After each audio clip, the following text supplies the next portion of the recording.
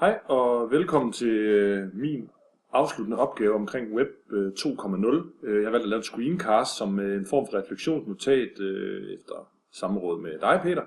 Så synes jeg også, det giver rigtig god mening for ligesom at få essensen med af mine tanker. Det kan være lidt udfordrende at skulle skrive det på papir, altså skriftliggøre det. Og det er også en af mine anker i forhold til hele det her, vi har været igennem her. Det er, at skal alting være skriftliggjort? Kunne man ikke lave en screencast eksempelvis, som nogle af de her forskellige teoretikere og teorier, de også præsenterer, blandt andet ham her Ove Christensen, uddannelsesforskeren, fordi han synes, det fremmer mere den her samarbejdsevne eller kollaboration, som han også præsenterer. Men jeg har i hvert fald på min blog valgt at lave det som noget afleveringsform alligevel, fordi jeg ligesom tænker, at du skulle kunne bruge det til noget andet også, så det er ikke nok med, at de bare bruger mine tanker. Så på den måde bliver jeg måske også en lille smule utro mod mine nye tanker. Men ikke så mindre har jeg valgt at gøre det på den her måde. Jeg har valgt at lave en lærervejledning, som man kan se her. Og selve lærervejledningen, jeg har lige åbnet den hernede også, den er et Word-dokument, hvor der ligesom står alt ned. Det betyder, at alle kan læse det her, alle kan på sin vis bruge det og tage det, og så gøre det til hvad kan man sige, sin egen. Hvis man ikke ønsker at læse det her, men man hellere vil se det på en film, så har jeg også valgt at lave en film, som I kan se her, med nogle 4 piger. Og det her, det er den måde, som, hvad kan man sige, filmen den starter på, eller hvad kan man sige, spillet starter på, der man finder ud af, hvem der skal starte. Og i det her tilfælde, der er det så Nicoline, der starter. Hun skal finde de her 2 par. Det er en form for multimodal vendespil med nogle QR-koder på. Og når hun så har fundet 2 par, så skal hun så svare på de spørgsmål, der er. Det er 2-3 spørgsmål, som i det her tilfælde, de vedrører historien. Hele vores spil, det hedder Styr på historien. Og det vedrører kanonpunktet kvinders valgret. Man kunne have valgt alle mulige andre kanonpunkter, vi valgte kvinders valgret. Ja. Jeg stopper den lige her. Det kører sådan her hele vejen, og på et tidspunkt så finder pigerne et stik. Så finder pigerne et stik, som også svarer på spørgsmål. Hvis man så ikke kan svare på spørgsmål, så kommer den herned i ny en. Hvilken betydning fik ændringerne af grundloven?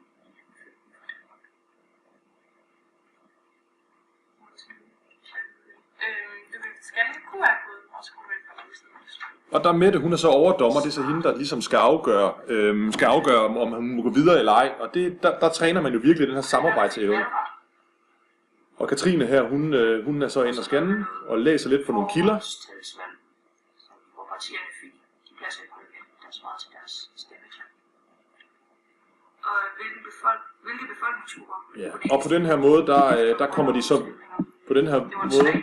Der kommer de så videre i spillet, og ikke sidder fast, og det er jo egentlig vigtige ting også, når det er, at læreren han ikke står for den initierede undervisning, men han ligesom foregår som en vejleder og kan observere. Det er mig, der står og filmer, og jeg kan jo ligesom så se alle tegnene på læringen.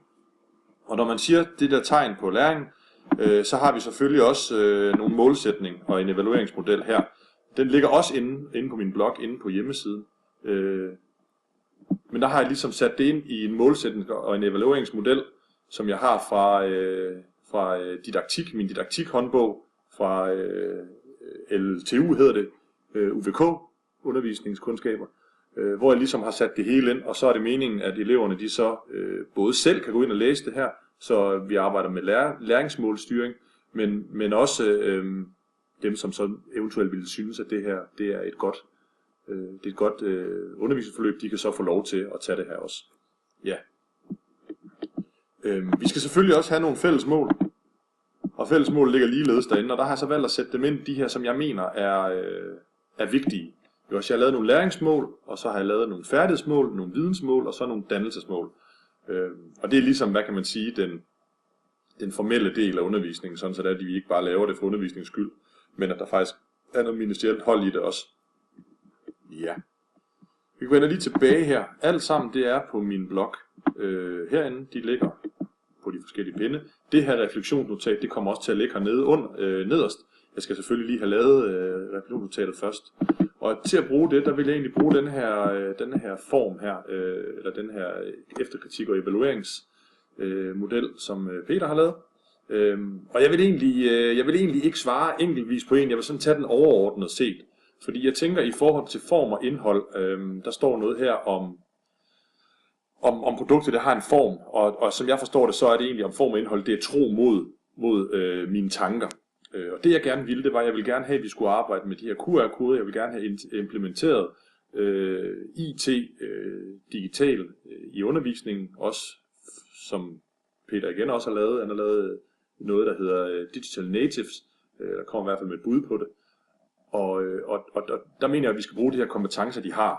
Så ved at implementere QR-koder, ved at de kan tage deres computer med, eller telefoner med, så de direkte kan scanne de QR-koder, så mener jeg, at vi bruger nogle kompetencer, som allerede er iboende hos dem. Altså, de skal ikke til at lære dem, de navigerer på dem i forvejen. Og det kunne man også se i filmen her, at det er jo lynhurtigt. De er bare lige ind på det, bing, så kører det.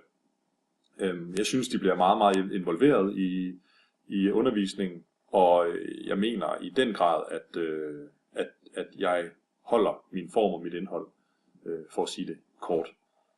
Ja, det æstetiske, man kan sige, jeg er jo lægmand i forhold til at fabrikere sådan nogle læremidler her, men den bliver holdt hele vejen igennem. Det er jo ikke, hvis man kommer til et forlag, jamen så vil de nok gøre lidt anderledes. Vi har bare valgt at lave en forside med et billede, så der er noget multimodalt, og så er der noget tekst til, og så bagpå der er der en QR-kode, som matcher begge to, så ligegyldigt hvilken land du tager. Ja,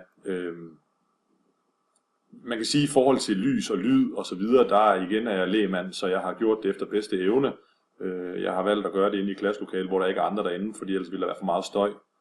Og så har jeg valgt at lave det valgt at arbejde med i et fulde perspektiv, så jeg kunne få alle sammen med, og jeg kunne få ligesom se, hvad de laver. Nu arbejder de med telefonen. Havde jeg været i et normalt perspektiv, så kunne jeg bare se, at de sad med telefonen, men jeg kunne ikke se, om de ligesom decideret arbejdede med den. Ja, mit budskab og min mening med det her, det er jo selvfølgelig at på en eller anden måde ikke skriftliggøre, men bevidstliggøre eleverne omkring deres egen læring. De får selv mulighed for at læse de her mål og krav og hvad der skal til. Tegn på læring synes jeg er vigtigt også. Så på den måde synes jeg egentlig, at det er at budskabet det er klart og tydeligt. Ja.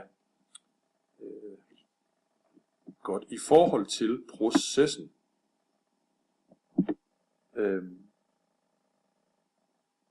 Der synes jeg egentlig, at mine didaktiske overvejelser undervejs her, det har været, at jeg gerne vil skabe et undervisningsforløb, som var sjovt og lærerigt. Vi blev egentlig enige om, at vi først startede med, at vi ville lave en hjemmeside omkring det her, nogle af de ting her. Det blev lynhurtigt, rigtig uoverskueligt, fordi en hjemmeside, den skal hele tiden vedligeholdes, den skal løbende opdateres. Man kan sige, at kvinders valgret fra 1915, ikke? Det bliver ikke anderledes. Det har været sådan i 100 år, så det bliver ikke anderledes. Derfor valgte vi lige på baggrund af det at fokusere på selve det læremiddel, selve det kanonpunkt der. Og det kunne man også godt have gjort på en hjemmeside. Selvfølgelig kunne man det, men det er klart, at der skal være løbende vedligeholdelse der, hvor det her papirform, det er lidt nemmere. Jeg er faktisk i tvivl om QR-koden, de bliver ved med at eksistere til evig tid, men det kan jeg jo prøve at undersøge. Og jeg vil sige, om der er opstået problemer undervejs i forløbet. Det er så lang tid at lave. Det tager rigtig lang tid at lave. Præfabrikere alle de her nogen.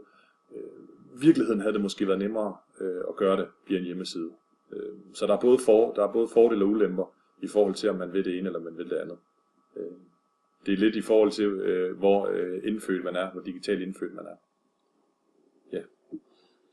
Det var alt, jeg havde. Min blog hedder Kasper Holm Christensen, med som pryder forsiden. Min søde søn, han pryder forsiden. Så jeg håber, du kommer ind og læse lidt omkring det, og så ellers så ses vi den 28.